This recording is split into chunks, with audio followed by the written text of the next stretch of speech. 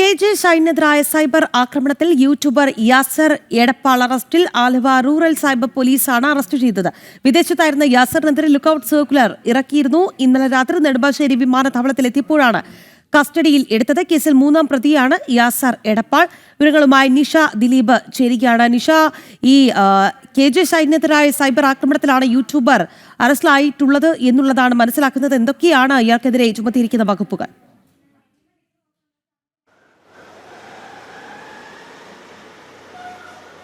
രാഖി, കഴിഞ്ഞ സെപ്റ്റംബറിലാണ് ഈ CPM നേതാവ് KJ ഷൈനെതിരെ സൈബർ ആക്രമണം ഉണ്ടായത്. ഇതിൽ ഇപ്പോൾ ഈ അറസ്റ്റിലായിരിക്കുന്നത് ഇതിലെ 3-ാം പ്രതിയായ കൊണ്ടോട്ടി സ്വദേശി യാസർ എന്നയാളാണ്. ഇതിൽ കൊണ്ടോട്ടി അബു എന്ന ഫേസ്ബുക്ക് പ്രൊഫൈലിൻ്റെ ഉടമയാണ് യാസർ. ഈ കേസിലെ 3-ാം പ്രതിയാണ്. യാസർ വിദേശത്തായിരുന്നു.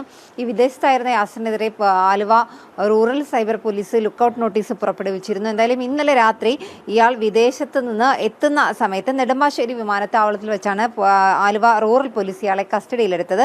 ഈ കേസിൽ 3-ാം പ്രതിയാണ് യാസർ. ഈ കേസിലെ 1-ാം പ്രതി പറവൂർ സ്വദേശിയായ കോൺഗ്രസ് നേതാവ് ഗോപാലകൃഷ്ണനാണ്. ഗോപാലകൃഷ്ണനെയും ഒപ്പം തന്നെ കേസിലെ 2-ാം പ്രതിയായ യൂട്യൂബർ KM ഷാജഹാനെയും ഒക്കെ പോലീസ് നേരത്തെ പല തവണ ചോദ്യം ചെയ്തിരുന്നു. ഇവരുടെ വീടുകളിൽ റെയ്ഡ് നടത്തിയിരുന്നു.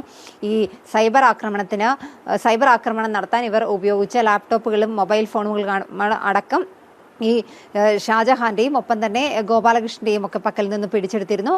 അവർ രണ്ടുപേരുമാണ് കേസിലെ 1-ഉം 2-ഉം പ്രതികൾ. 3-ാം പ്രതിയാണ് ഈ കൊണ്ടോട്ടി അബു എന്ന ഫേസ്ബുക്ക് പ്രൊഫൈലിന്റെ ഉടമയായ യാസർ ഈ കേസിലെ 3-ാം പ്രതിയാണ്. എന്തായാലും യാസറിനെ ഇന്നലെ രാത്രി നെടുമ്പാശ്ശേരി വിമാനത്താവളത്തിൽ വെച്ചാണ് Aluva rural cyber police arrest ചെയ്തിരിക്കുന്നത്. രാഖി. ശരി നിഷ.